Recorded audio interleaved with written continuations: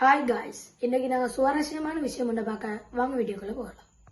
நாங்கள் 2 நாளே முந்தி ஃப்ரெண்ட்ஸோட ஆற்றுக்கு போய்த்தோம். அந்த டைம்ல தான் நாங்கள் அரியவா மீனோட பிடிச்சோம். இப்போ நாங்கள் அதை கொண்டு வந்து டேங்க்ல போட்டுக்கணும்.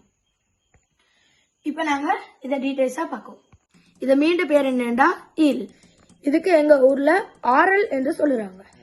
இதை நீங்கள் பார்த்தேன்டா பம்ப் மாதிரி இருக்கும். ஆனால் இது ஒரு மீன் வகை. பொதுவான மீன்கள்ல வந்து வாட்சட்டை முதுகு சட்டைன்னு பிரிஞ்சிடும். ஆனால் இந்த மீன்ல வந்து வாட்சட்டை முதுகு சட்டை எல்லாம் ஒன்றா சேர்ந்துடும். இதுக்கு ஏன் காரணம் வந்து இது அவசரமா நீந்தி செல்வதுக்கு.